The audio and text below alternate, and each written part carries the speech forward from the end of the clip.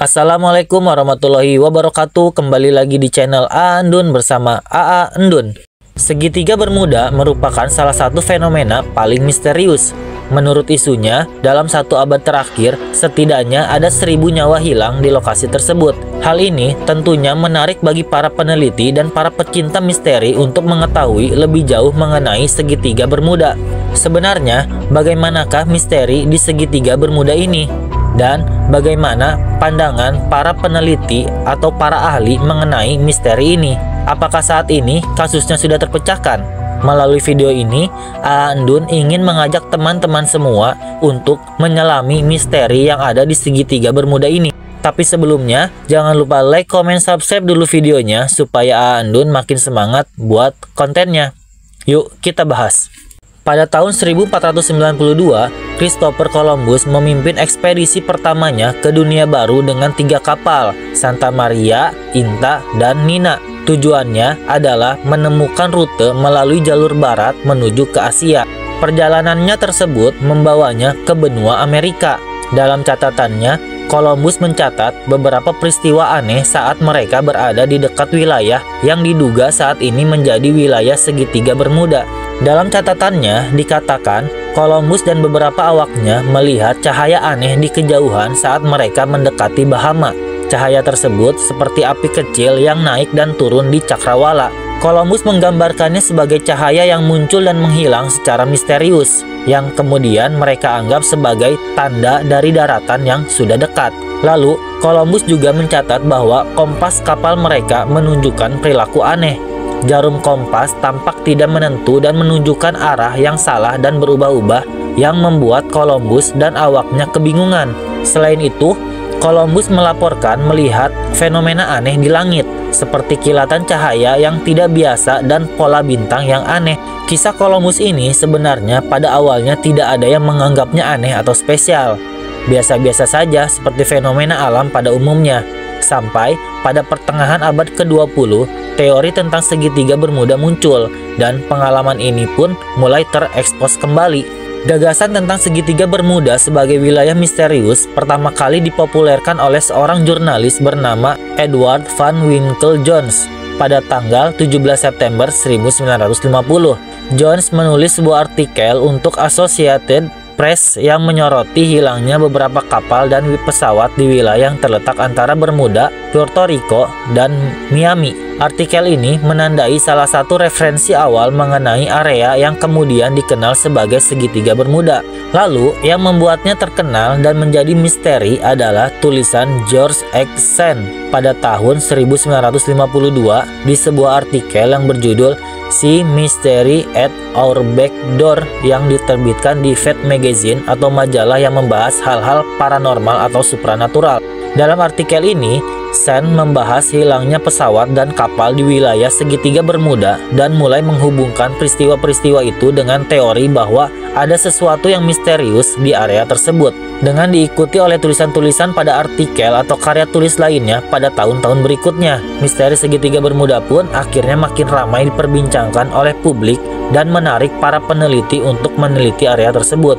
Sebenarnya, jika kita mau melihat, pembahasan terkait misteri-misteri itu muncul di Amerika Serikat memang pada tahun-tahun seperti ini, karena pada tahun-tahun ini tuh sedang booming hal-hal yang berbau dengan misteri, dari mulai alien, fenomena-fenomena indigo, dan hal-hal supranatural lainnya. Berikut beberapa peristiwa yang terjadi di wilayah segitiga Bermuda. Pada 5 Desember 1945, sekelompok 5 pesawat pengebom torpedo Angkatan Laut Amerika Serikat tipe Grumman TBM Avenger berangkat dari Pangkalan Udara Laut Fort Lauderdale, Florida untuk menjalani misi pelatihan rutin. Misi ini dikenal sebagai Flight 19 atau penerbangan 19.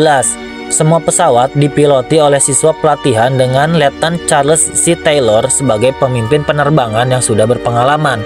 Misi ini dianggap sederhana, dengan rute pelatihan melintasi bagian dari Laut Atlantik. Penerbangan dimulai dengan lancar pada pukul 14.10 waktu setempat. Setelah sekitar 1 jam terbang, saat posisi Taylor dan timnya berada di sebelah utara Bahama, Taylor melaporkan bahwa kompasnya tidak berfungsi dengan baik dan mereka tampaknya telah kehilangan arah. Cuaca pada saat itu dilaporkan cukup baik, Meskipun angin kencang bisa membuat navigasi menjadi sulit. Sekitar pukul 18.20, setelah beberapa jam di udara, komunikasi terakhir diterima dari Taylor dan krunya menunjukkan kebingungan dan ketidakpastian akan posisi mereka. Beberapa menit kemudian, komunikasi radio mulai terputus sepenuhnya dan penerbangan 19 hilang tanpa jejak. Sesaat setelah pesawat hilang, Angkatan Laut Amerika Serikat meluncurkan operasi pencarian besar-besaran menggunakan beberapa pesawat dan kapal laut. Namun tragisnya, salah satu pesawat penyelamat juga menghilang tanpa jejak. Selama 5 hari, operasi pencarian dilakukan.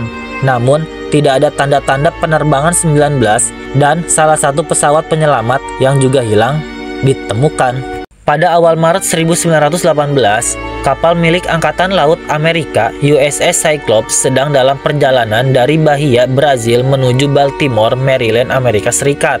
Kapal ini membawa lebih dari 10.000 ton biji mangan dan 309 orang di dalamnya. Setelah singgah di Barbados pada 3 Maret 1918 untuk mengisi bahan bakar, Cyclops melanjutkan perjalanannya menuju Baltimore dan dijadwalkan tiba pada 13 Maret 1918. Namun, kapal tersebut tidak pernah sampai di tujuan dan tidak ada sinyal mara bahaya yang pernah diterima. Kapal ini seolah hilang tanpa jejak apapun dan tidak pernah ada puing yang ditemukan, serta tidak ada tanda-tanda kebocoran minyak dan tidak ada sinyal radio yang menunjukkan masalah atau bahaya. Kapal ini benar-benar tampak menghilang begitu saja yang diduga kuat di wilayah segitiga Bermuda. Pada 5 November 1872, Mary Celeste, sebuah brigantine atau kapal layar bertiang 2 yang digunakan untuk menjelajahi samudra dan perairan sempit, berlayar dari pelabuhan New York menuju Genoa, Italia dengan Kapten Benjamin Brinks sebagai pemimpin kapal. Cuaca saat itu dilaporkan cukup baik dan kapal berada dalam kondisi layak laut. Pada 4 Desember 1872, Mary Celeste ditemukan oleh awak kapal Dei Gratia, sebuah brigantine Inggris di lepas pantai Azores di Samudra Atlantik Utara. Ketika ditemukan, kapal tersebut sedang dalam kondisi terapung dengan layar yang masih terpasang tetapi tanpa seorang pun di dalamnya. Mary Celeste ditemukan dalam kondisi yang tampak tidak rusak dengan kargo yang sebagian besar masih utuh, kecuali 9 barel alkohol yang kosong. Persediaan makanan dan air yang cukup untuk beberapa bulan juga ditemukan di kapal. Namun, sekoci penyelamat dan beberapa alat navigasi itu menghilang, termasuk kronometer dan sextant. Selain itu, pompa kapal juga ditemukan dalam keadaan terpisah dan sebagian air ditemukan di ruang kargo. Walaupun kapal ditemukan di Atlantik Utara, namun Mary Celeste sering dikaitkan dengan segitiga Bermuda karena melewati rute pelayaran ke segitiga Bermuda. Berikut beberapa kesaksian dari mereka yang selamat saat mengalami fenomena aneh di segitiga Bermuda. Pada 4 Desember 1970, Bruce Gernon, seorang pilot berpengalaman bersama ayahnya dan seorang rekan bisnisnya, sedang menerbangkan pesawat ringan melewati segitiga Bermuda. Gernon menerbangkan pesawat pada ketinggian 1000 kaki. Sekitar 10-15 menit setelah lepas landas, Gernon melihat sebuah awan berbentuk busur di depan pesawatnya. Awan ini terlihat tidak biasa karena tampak tumbuh dengan cepat, dan Gernon merasa seolah-olah awan tersebut mengikuti pesawatnya. Gernon memutuskan untuk mencoba menghindari awan tersebut dengan naik ke ketinggian 11.500 kaki. Namun, awan itu terus tumbuh dan akhirnya mengelilingi pesawatnya, membentuk apa yang digambarkan Gernon sebagai terowongan awan. Terowongan ini tampak memanjang hingga tak terbatas dan pesawat akhirnya masuk ke dalamnya.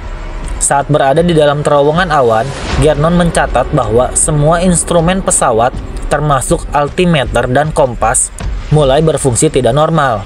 Kompas berputar tak terkendali dan altimeter menunjukkan ketinggian yang tidak sesuai. Gernon juga melaporkan bahwa dinding terowongan mulai menutup di belakang pesawat seolah-olah pesawatnya terperangkap dalam sebuah pusaran. Dia merasakan sensasi melayang tanpa gravitasi dan waktu tampak melambat saat itu. Dia juga merasa seolah-olah pesawatnya sedang melaju sangat cepat. Setelah beberapa menit berada dalam terowongan awan, Gernon tiba-tiba melihat cahaya terang di ujung terowongan dan memutuskan untuk terbang ke arah cahaya tersebut. Ketika pesawatnya keluar dari terowongan, awan menghilang secara mendadak dan langit kembali cerah. Ketika Gernon melihat posisi pesawatnya, dia lebih terkejut lagi karena ternyata pesawatnya sudah berada di Miami Beach, sekitar 100 mil dari tempat terakhir yang dia perkirakan. Perjalanan yang seharusnya memakan waktu sekitar 75 menit terjadi hanya dalam waktu 47 menit saja. Artinya, pesawatnya seolah-olah telah melompati waktu dan jarak. Pada tahun 1909, Joshua Slocum menghilang saat berlayar di wilayah segitiga Bermuda. Joshua Slocum adalah seorang pelaut terkenal yang menjadi orang pertama yang berlayar mengelilingi dunia seorang diri. Sebelumnya, Slocum pernah mengalami kejadian aneh saat melewati area yang sama. Dalam catatan pelayarannya, Slocum melaporkan mengalami berbagai gangguan teknis yang tidak bisa dia jelaskan, termasuk masalah dengan kompas dan arah angin yang berubah secara tiba-tiba. Lalu, dalam catatannya juga menyebutkan terjadinya badai dan cuaca buruk yang tiba-tiba. Walaupun dalam catatannya dia tidak menyebutkan secara eksplisit wilayahnya di segitiga Bermuda, namun banyak yang meyakini itu adalah wilayah segitiga Bermuda. Ia berhasil melewati area segitiga Bermuda berkali-kali dengan selamat, sampai akhirnya pada perjalanan solo terakhirnya menuju Laut Karibia, dia menghilang tanpa jejak. Beberapa teori tentang misteri di segitiga Bermuda menurut para ahli atau peneliti. Pertama, teori anomali magnetik oleh Ivan T. Sanderson. Teori ini mengusulkan bahwa segitiga Bermuda bersama dengan beberapa wilayah lainnya di seluruh dunia adalah lokasi di mana terjadi anomali magnetik atau fenomena elektromagnetik yang tidak biasa. Menurut Sanderson, anomali magnetik di segitiga Bermuda dapat menyebabkan gangguan pada instrumen navigasi seperti kompas yang tidak menunjuk ke utara magnetik, yang akibatnya membuat kapal dan pesawat tersesat dan hilang. Lalu, medan magnet yang tidak stabil ini juga dapat menyebabkan perubahan mendadak kondisi cuaca di sana dan bahkan mempengaruhi kapal serta pesawat untuk mengalami fenomena-fenomena aneh seperti penghilangan waktu atau pergerakan cepat melalui ruang. Kedua, teori cuaca ekstrim di segitiga Bermuda. Pada Maret 2016, Aviation Safety Network dan US Coast Guard atau USCG memberikan penjelasan mengenai penyebab fenomena yang terjadi di segitiga Bermuda adalah karena cuaca pada daerah segitiga Bermuda termasuk dalam aktivitas yang ekstrim seperti angin topan atau badai tropis. Cuaca yang buruk memicu disorientasi pada kapal ataupun pesawat yang melintas. Faktor ini telah dikaji oleh para ilmuwan melalui rekaman data cuaca, laporan media massa, laporan dan catatan-catatan lain yang terkait dengan fenomena di segitiga Bermuda yang justru diabaikan pada zaman dulu. Dari sanalah diketahui bahwa wilayah segitiga Bermuda rawan terhadap badai dan angin topan, terutama di musim panas dan musim gugur. Gelombang besar dan angin kencang dapat dengan mudah menjebak kapal dan pesawat yang tidak waspada. Kabut tebal yang sering muncul di area ini pun dapat membatasi jarak pandang secara signifikan dan dapat meningkatkan resiko tabrakan antar kapal atau pesawat. Cuaca buruk ini juga menurut National Oceanic and Atmospheric Administration atau NOAA dapat menyebabkan buruknya sistem navigasi di sana. 3. Kandungan metana yang tinggi. Terdapat teori yang mengaitkan kandungan metana tinggi di segitiga Bermuda dengan hilangnya banyak kapal dan pesawat di wilayah tersebut. Teori ini pertama kali diusulkan oleh Badan Penyelidikan Geologi Amerika Serikat atau USGS pada tahun 1981. Pasalnya, senyawa metana ini mampu membentuk gelembung gas yang menyebabkan lubang hisap yang bisa menelan kapal atau pesawat. Pada 2014, para ilmuwan dari University of Alaska Fairbanks menemukan kawah raksasa di Siberia yang mengandung metana dalam jumlah besar. Mereka menduga bahwa kawah ini memiliki kesamaan dengan segitiga Bermuda dan mungkin juga menjadi penyebab hilangnya kapal dan pesawat di wilayah tersebut. 4. Laut yang dalam. Menurut data National Ocean Service, daerah perairan segitiga Bermuda sangat besar, yaitu berkisar 1.300 meter kubik. Berarti, selain luas, kedalaman laut juga berpengaruh di sana. Kapal atau pesawat yang tenggelam bisa hancur berkeping-keping karena tekanan yang besar sehingga tidak meninggalkan bekas sama sekali. Kedalaman rata-rata laut di segitiga Bermuda berkisar antara 7.900 meter hingga 8.800 meter. Sementara, titik terdalam di segitiga Bermuda adalah Palung, Puerto Rico dengan kedalaman mencapai 8.380 meter. Kelima, adanya killer clouds atau awan pembunuh. Menurut para ilmuwan, killer clouds atau awan pembunuh ini sering berbentuk heksagonal dan bisa berkumpul membentuk segitiga besar. Fenomena ini dapat menghasilkan angin kencang hingga 273,6 km per jam yang biasa disebut sebagai bom udara. Angin ini cukup kuat untuk membalik kapal dan menenggelamkan pesawat. Awan raksasa ini sering terlihat di atas ujung barat segitiga Bermuda dan dapat membentang antara 32 hingga 89 km. Menurut para peneliti, bahwa kekuatan angin di bawah awan tersebut mirip dengan angin yang dihasilkan oleh badai Katrina, mencapai 274 km per jam, dan dapat menghasilkan ombak setinggi 14 meter. Kombinasi angin dan ombak ini cukup dahsyat untuk menghancurkan apa saja yang dilaluinya. Teori terakhir, teori ini yang menurut Aandun paling masuk akal. Teori terakhir ini mengatakan bahwa di segitiga Bermuda itu sebenarnya tidak ada apa-apa. Menurut teori ini, pertama, batas wilayah segitiga Bermuda sebenarnya belum disepakati secara universal. Jadi, batas-batas wilayahnya belum diketahui secara pasti. Walaupun digambarkan memiliki bentuk segitiga yang samar-samar, area ini tidak ditampilkan pada peta dunia manapun. Konsekuensinya adalah karena batas-batas wilayahnya tidak jelas, kecelakaan yang berada jauh di luar wilayah segitiga Bermuda pun dimasukkan ke dalam catatan lokasi kejadiannya di segitiga Bermuda. Padahal, jarak terjadinya kecelakaan tersebut bisa ribuan kilometer jauhnya dari wilayah segitiga Bermuda. Lalu, meski dikenal karena misteri hilangnya kapal dan pesawat, pada faktanya segitiga Bermuda ini adalah salah satu jalur pelayaran dan penerbangan paling sibuk di dunia. Wilayah ini mengalami lalu lintas yang sangat padat, baik dari kapal yang melintas di laut maupun pesawat yang terbang di atasnya. Sehingga pada tahun 2013, World Wildlife Fund atau WWF mengungkapkan bahwa kejadian hilangnya pesawat dan kapal di area ini dengan begitu padatnya lalu lintas harian di sana tidak lebih sering dibandingkan dengan wilayah lain di Samudra Atlantik yang memiliki kondisi serupa. Bahkan, segitiga Bermuda tidak masuk ke dalam 10 besar jalur paling berbahaya di dunia. Hasil ini menunjukkan bahwa reputasi area segitiga Bermuda ini sebagai tempat berbahaya mungkin lebih didasarkan pada mitos dibandingkan realitas statistik. Nah, itulah pembahasan dari Aandun mengenai segitiga Bermuda berdasarkan kajian ilmiah dari para ahli.